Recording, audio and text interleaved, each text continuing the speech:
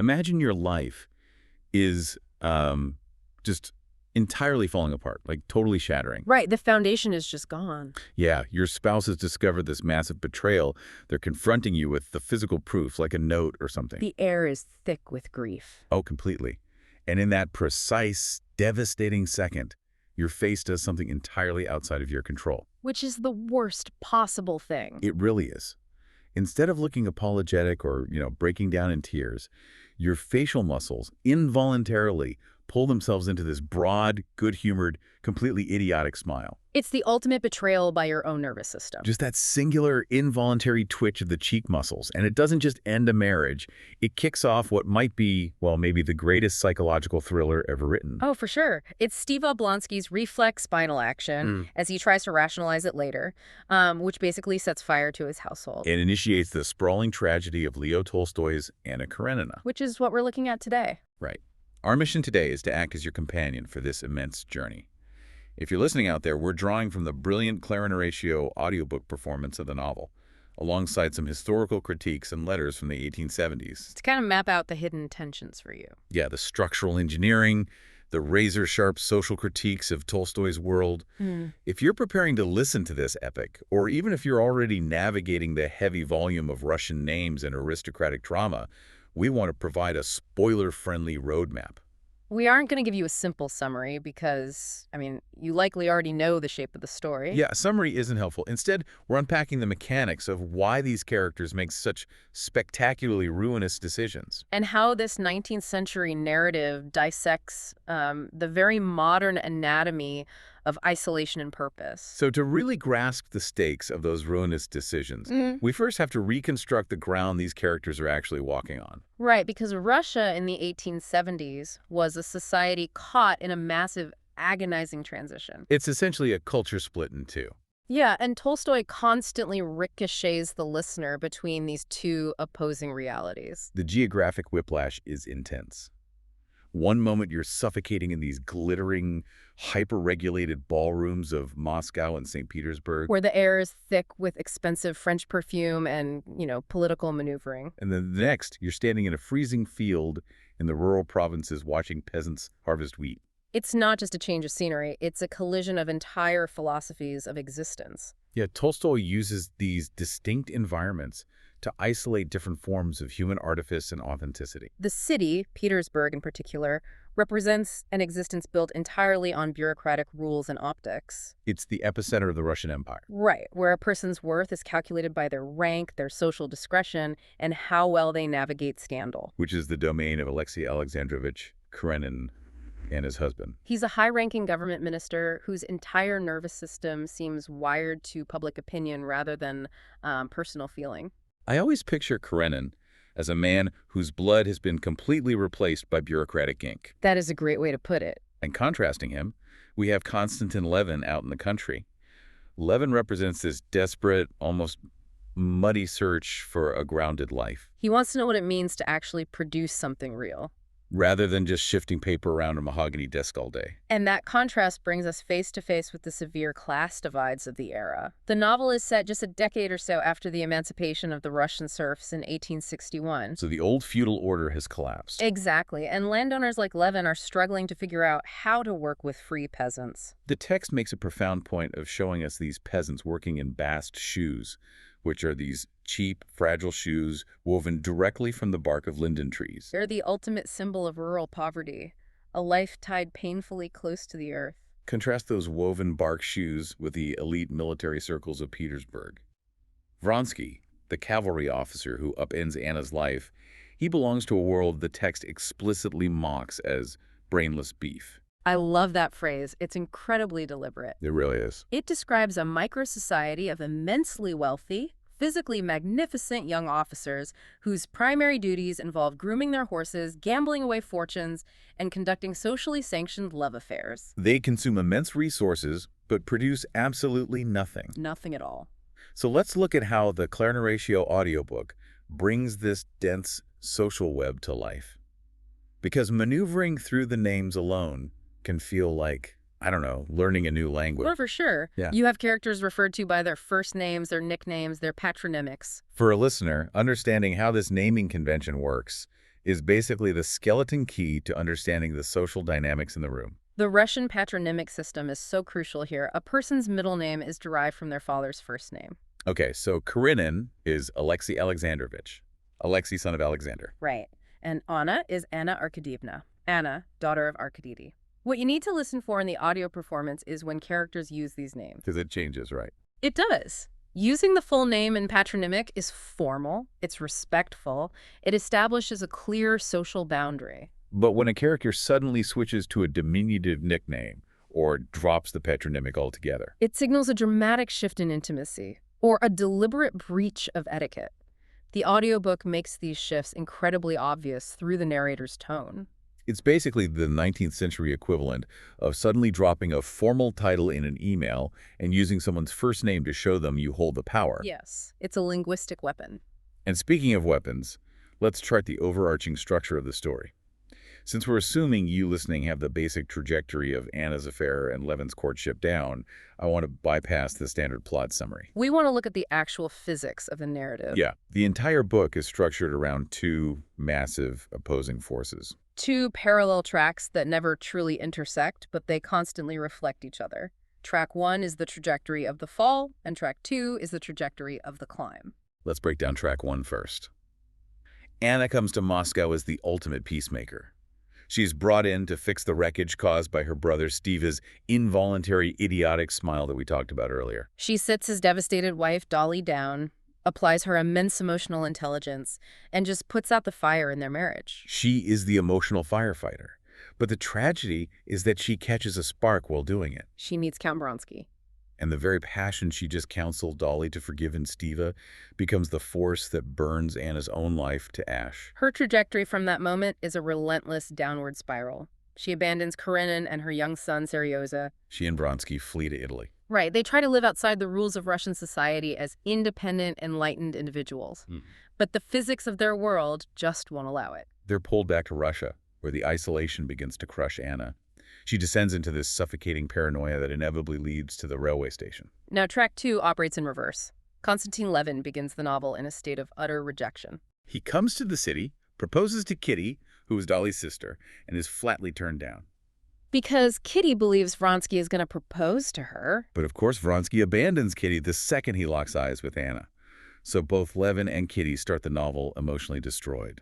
And their journey is the climb. It's the painstaking, awkward, and often frustrating process of rebuilding their lives. They eventually find their way back to each other. They do, but Tolstoy doesn't treat their marriage as a magical cure-all.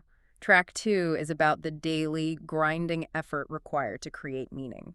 Through agriculture, family, confronting the terrifying inevitability of death. As Anna is disintegrating, Levin is slowly, agonizingly integrating. That's a perfect way to frame it. Now, I have a massive point of contention here regarding track 1, specifically concerning Count Vronsky. Oh, let's hear it. It is incredibly easy, especially with modern sensibilities, to look at Vronsky and label him the villain of the piece. I mean, he seduces a married woman, ruins an innocent girl's prospects, triggers a family's destruction. He does all of that. But looking closely at the text, I don't buy that he operates with malicious intent. He isn't a mustache-twirling antagonist. He is just a man executing the specific programming of his social class, isn't he? That is a vital distinction to make, and it changes how you listen to his interactions. Vronsky is a product of a Petersburg elite that values aesthetics over ethics. The text explicitly outlines how he categorizes the world, right? Yes. He believes humanity is divided into two distinct classes. The first is the lower class. The vulgar, ridiculous people who actually believe in fidelity, who think husbands should live with their wives, and who worry about paying their bills. It's almost comical how offended he is by the concept of basic morality. To him, it is genuinely distasteful. The second class, which he belongs to, is what he considers the real people. And their defining characteristics are what?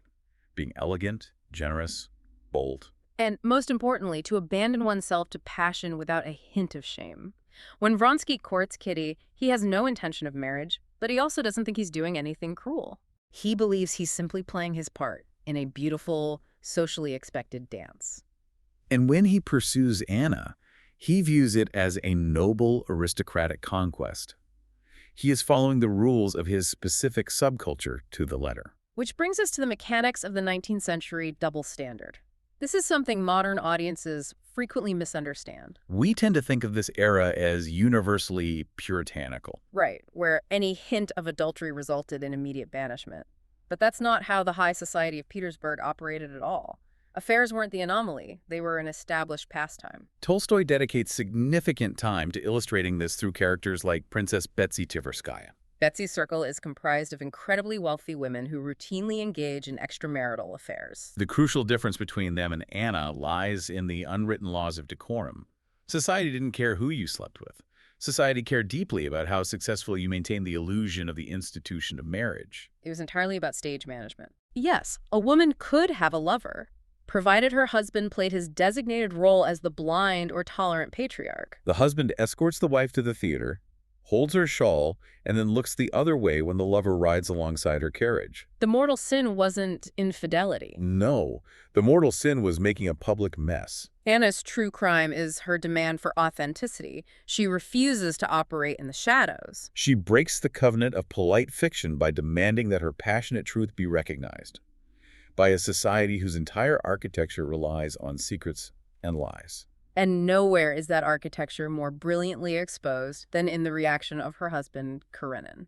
I find his response to the affair to be one of the most chilling psychological portraits in literature. It really is. Because we expect the betrayed husband to show rage or devastation, or at least some form of recognizable human grief. He should be throwing a chair through a window. Exactly. Yeah. Instead, Karenin approaches his wife's infidelity as if he's managing a localized public relations crisis for a mid-level government department. The way Tolstoy frames Karenin's internal monologue is terrifying in its coldness.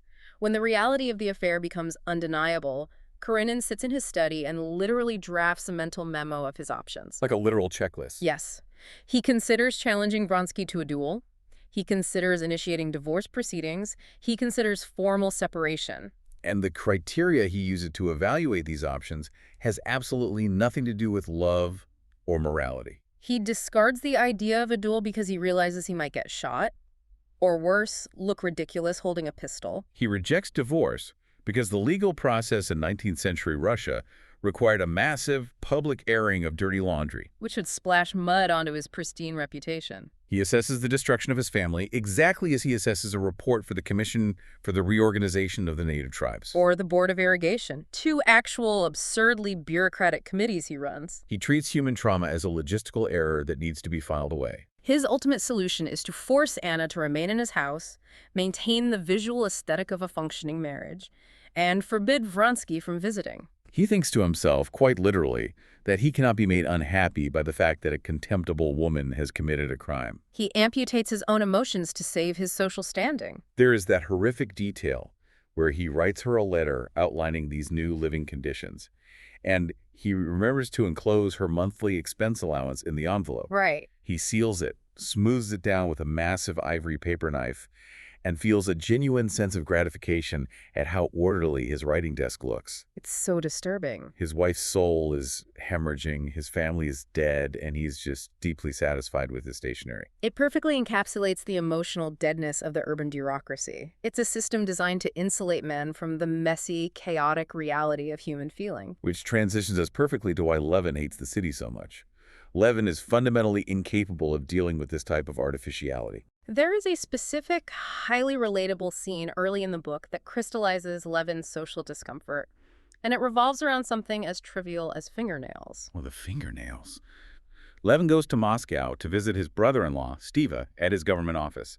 Stiva introduces Levin to a fellow bureaucrat named Grinovich. And Levin becomes instantly, intensely fixated on Grinovich's hands. He cannot stop staring at Grinovich's extremely long, manicured, yellow, filbert-shaped fingernails. For a listener today, long fingernails might just seem like a stylistic choice. Sure, but to Levin, who spends his days inspecting plows and dealing with soil, human hands are tools.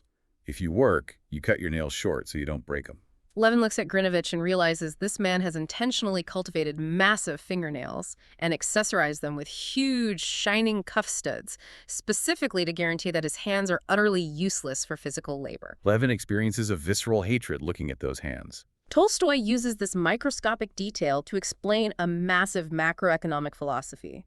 Those fingernails symbolize everything Levin despises about urban intellectuals and bureaucrats. They represent a class people whose entire existence is decorative. In Levin's rural world, value is strictly tangible. It's measured in bushels of wheat, the health of the cattle, the repair of a barn. But in Grinovich's world, value is entirely abstract.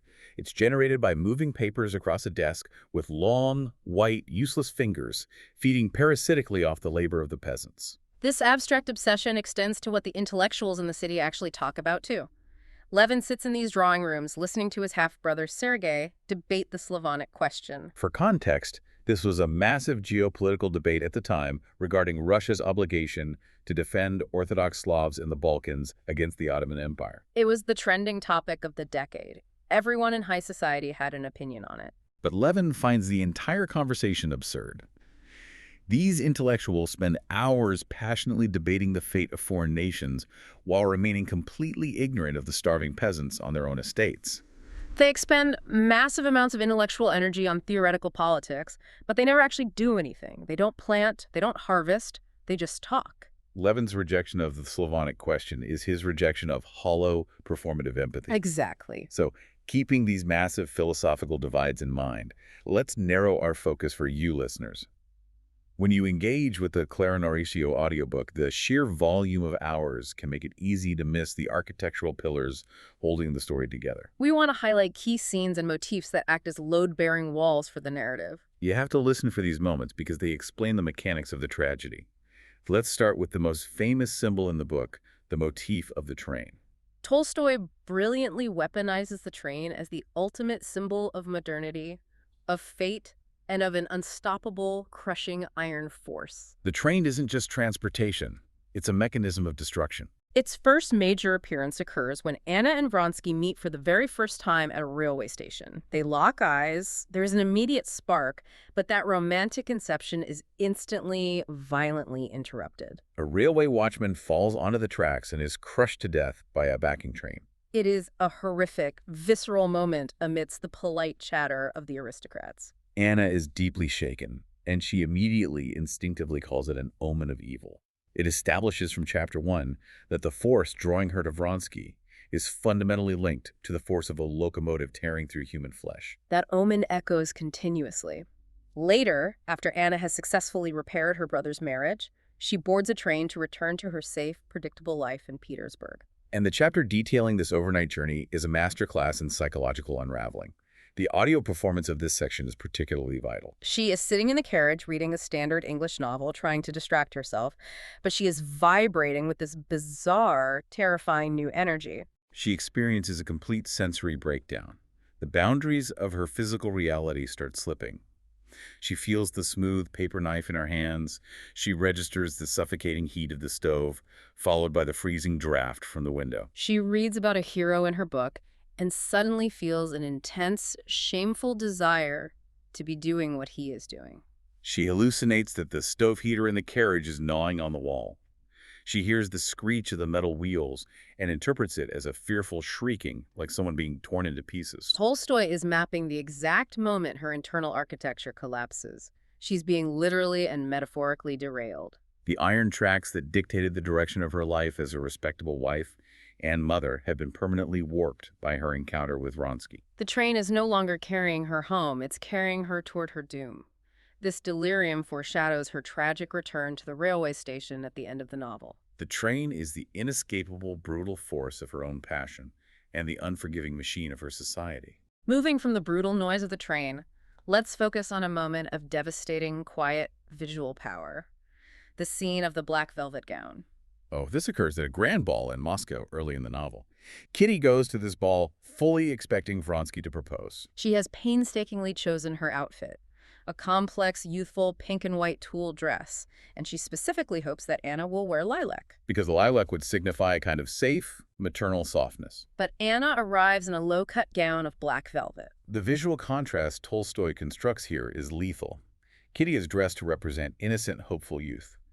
Anna, however, appears framed by this severe, absorbing darkness, showcasing her sculpted ivory shoulders, with a delicate wreath of pansies in her dark hair. Kitty looks at Anna and the realization hits her like a physical blow.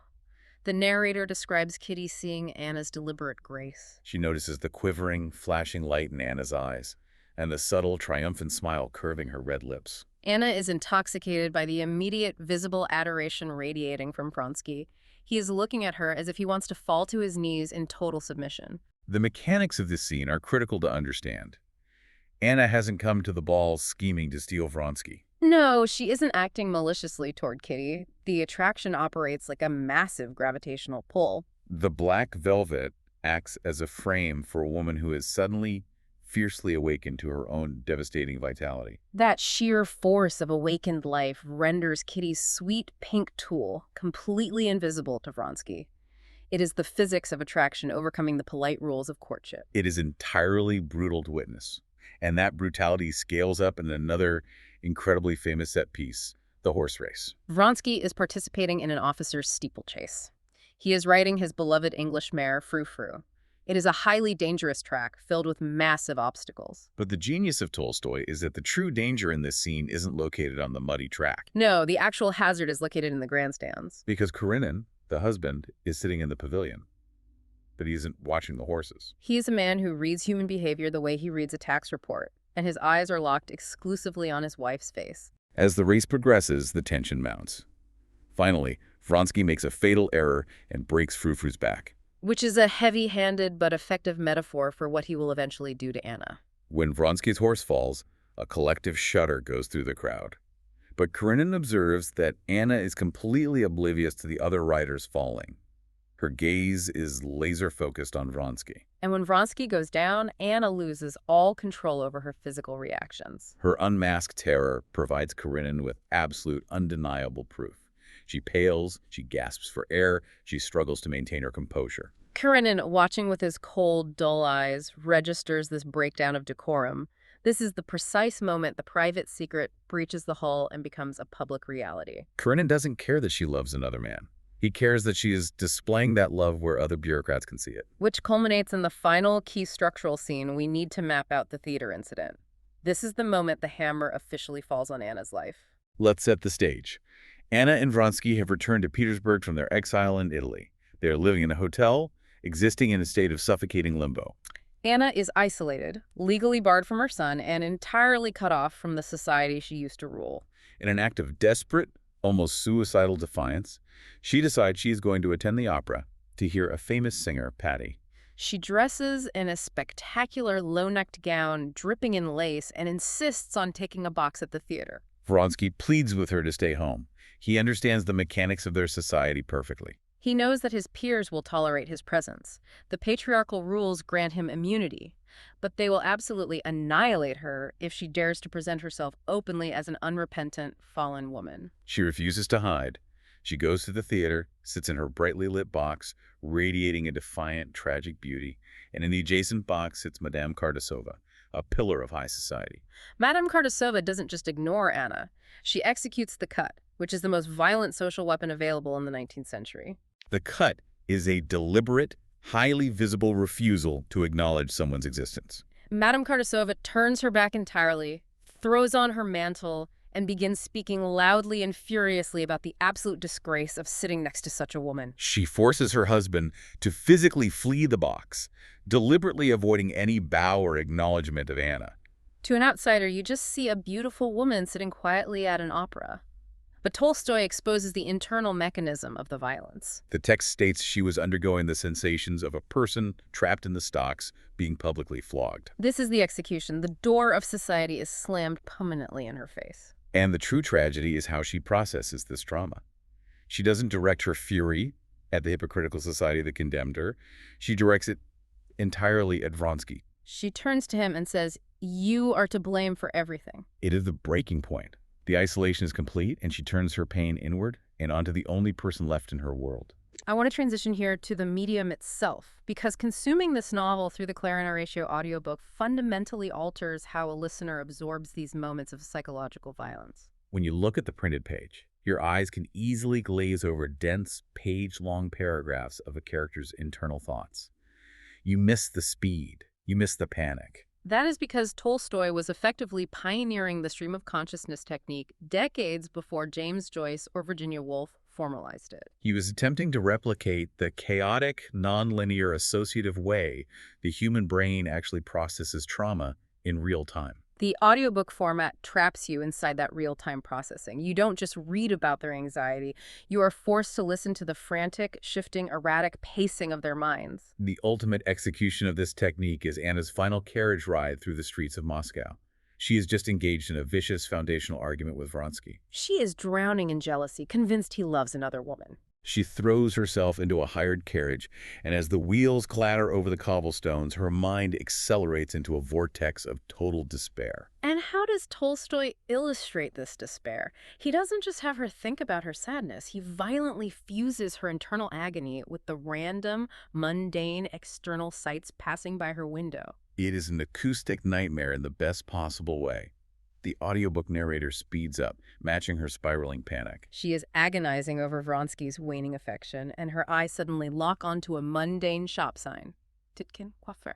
Her brain immediately repeats it in a mocking French phrase, Je me fais coiffer par Titkin. It makes no sense, but it's exactly how an overstressed brain misfires. She watches a fat, red-faced gentleman taking off his hat. She sees an ice cream vendor wiping his sweating face with a dirty towel, and her brain uses that image to conclude that human beings only desire what is sweet and dirty. Every object she sees is drafted into the service of her depression.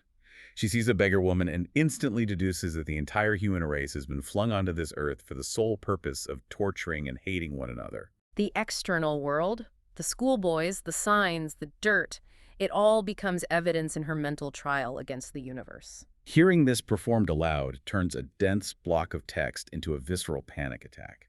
The claustrophobia is palpable. The audiobook also heavily emphasizes the contrasting acoustic environments of the novel. When you read, the dialogue blends together. When you listen, you are struck by the sharp distinction between the superficial, high-pitched, French-laced chatter of the Petersburg drawing rooms and the heavy, earnest, agonizingly slow internal monologues of Levin in the fields. The medium of sound exposes the artificiality of the city. You can literally hear the difference between performance and authentic suffering. Which brings us to the ultimate question of relevance. Why subject ourselves to the suffering of these 19th century aristocrats?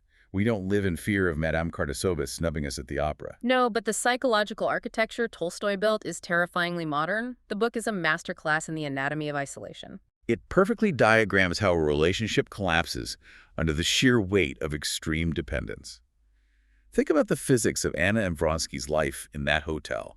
Because Anna surrendered her son, her social standing, and her reputation for Vronsky, she requires him to be the sole source of her meaning. She demands that he surrender his entire life to her in return. But Vronsky hasn't surrendered everything.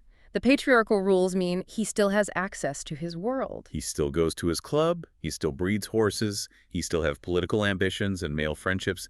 He retains his independence. And that asymmetry breeds a lethal, toxic jealousy that feels incredibly contemporary. Anyone who has ever been in an intensely codependent relationship recognizes the mechanics at play here. Anna needs constant, overwhelming proof of Vronsky's devotion to balance the ledger of her massive sacrifice. If he simply wants to go to Moscow to arrange the purchase of an estate, she interprets it as a complete withdrawal of his love. Her dependence suffocates Vronsky, causing him to pull away to catch his breath. His withdrawal triggers Anna's abandonment trauma, causing her to cling harder. It is a feedback loop of misery. She explicitly realizes that if he is only staying with her out of a sense of duty, without the original burning passion, they are living in a hell of their own creation. They're trapped in an echo chamber, and all the oxygen has been consumed. Conversely, Levin's struggles resonate with an entirely different modern anxiety, the crisis of purpose.